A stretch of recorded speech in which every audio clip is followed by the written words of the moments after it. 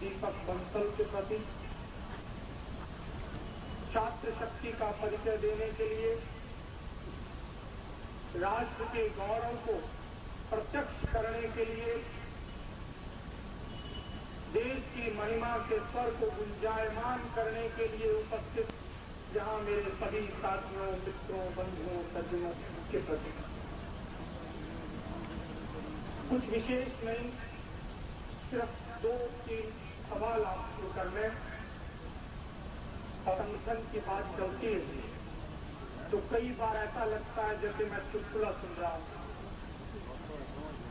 कई बार ऐसा लगता है जैसे ये मात्र दीपक जी बंसल अपने विचार रखेंगे।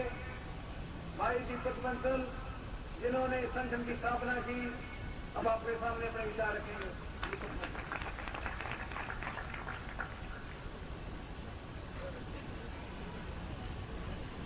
माननीय प्रोफेसर केदार जी, माननीय राधेश्याम जी, माननीय संदीप जी डोंगरा, विभाग के स्थानीय छात्र भाइयों का मैं हार्दिक आभार व्यक्त करता हूं, जिन्होंने समय निकालकर आज नेताजी के लिए समय निकाला।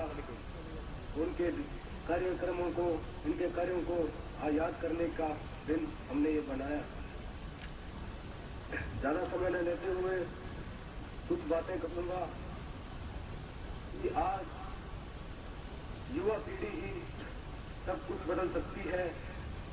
युवा ही भारत का भविष्य है, देश का भविष्य है, विदेश का भविष्य है, पूरी दुनिया का भविष्य है। साथियों, 47 की क्रांति, 57 की क्रांति युवाओं के बल पर ही हुई थी और बहुत सी कामयाबियां हमें हासिल हुई थी। अब एक और क्रांति का दिन आ चुका है, वो है क्रांति, दिलों की क्रांति। जैसा डोंगरा जी ने कहा कि दिल मिलने चाहिए। एकता तो हम एकता के शिखर में कभी बन सकते हैं जब हमारे दिल मिलेंगे। इसलिए साथियों, दिलों को खुला रखो और आपस में एकता का नारा दो और मिलने की कामना करो। वैसे तो सांप्रदायिक, कभी आरक्षण विरोधी, कभी समर्थक हमें लड़ाते रहते हैं। हमें नहीं लड़ना है, हमें एक होकर लड़ना है। यदि किसी भी क्रांति का आह्वान होता है तो युवा लोगों को अत्यधिक भाग लेकर उसमें योगदान देना चाहिए। उसमें ये होना चाहिए कि वो क्रांति सही है।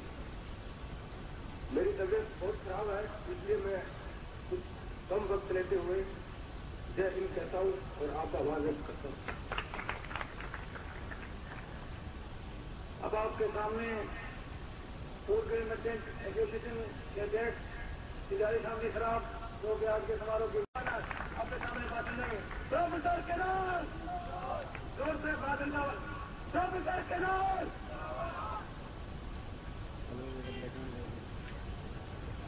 भाई दीपक जी बंसल, आज के समारोह के मुख्य अतिथि श्री राधेश्याम जी और इंडियन स्टूडेंट बेल्ट के मुखिया साथियों, भाइयों और प्यारे बच्चों, मुझे बड़ी खुशी हुई कि मुझे आपके बीच में 2 शब्द आज नेता सुभाष जी के बारे में और आपके संगठन के सामने जो जिम्मेदारियां हैं, चुनौतियां हैं, उसके बारे में बोलने का मौका मिल रहा है। आजादी की लड़ाई में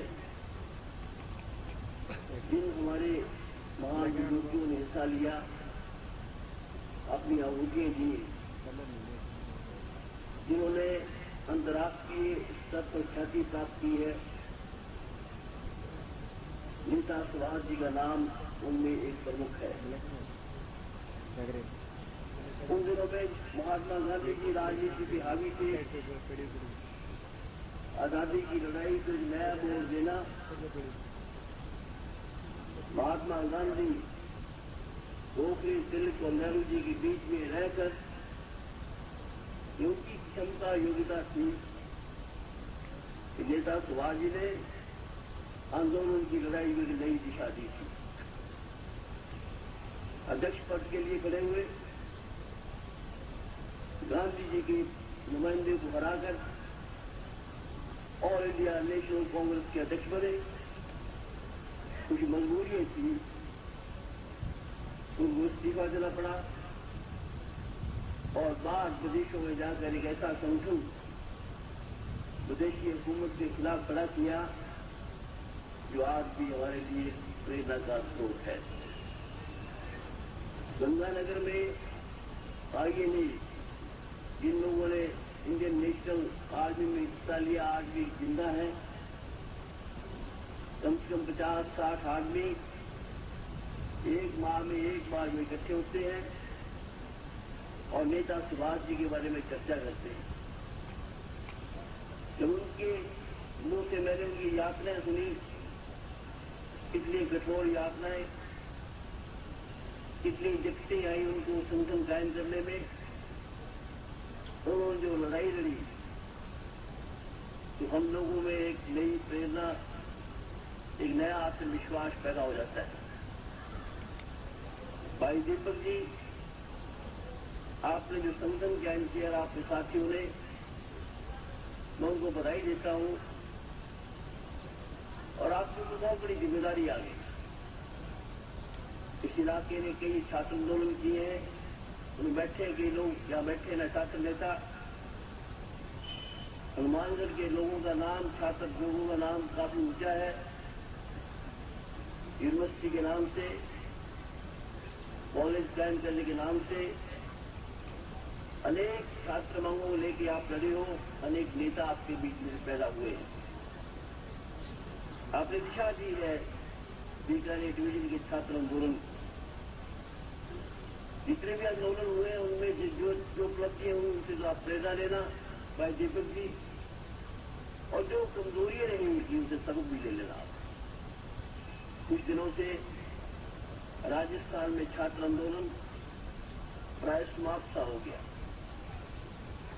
आपके इस संगठन कायम करने से मुझे विश्वास है कि फिर एक इस डिवीजन में, खासतौर पर जिले में, बहुत संवेदनशील जिला है, बहुत ही सेंसिटिव और स्ट्रेटेजिक पोजीशन है जिले की, एक नई दिशा आप दोगे छात्रों को। आज बहुत बड़ी तब्दीलियां हो रही हैं। आज अंतर्राष्ट्रीय स्तर पर, राष्ट्र स्तर पर और राज्य स्तर पर आप और हम कभी अंदाजा नहीं करते थे कि कभी सोवियत यूनियन का ह्रास होगा, विकास होगा।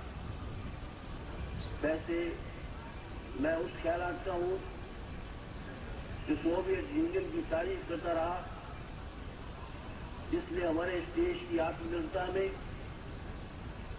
इस देश की स्वावलंबन बनाने में, एक फौजी ताकत को कायम करने में हमारा बहुत बड़ा योग दिया था। हमारा नहीं, जितनी भी तीसरी दुनिया के लोग हैं, पिछड़े हुए देश हैं, उनमें एक नया इंफ्रास्ट्रक्चर कायम करने में, बिना शर्त मदद करने में सोवियत यूनियन ने जो उदाहरण पेश किया था वो हमेशा याद रहेगा इस इतिहास में। आज दुनिया में एक ही ताकत बची है, अमेरिका की सोवियत यूनियन के ह्रास के बाद लोग कुछ दिनों के बाद प्रायश्चित करेंगे, बहुत खतरनाक स्थिति पैदा होगा। मैं ये मजबूर नहीं, मैं ज्यादा नहीं इसके ऊपर बोलता, इसने इशारा दे दिया। बड़े खतरनाक आपके सामने वक्त आने वाले हैं। अगर अमेरिका के मुकाबले में तीसरी दुनिया के लोगों ने,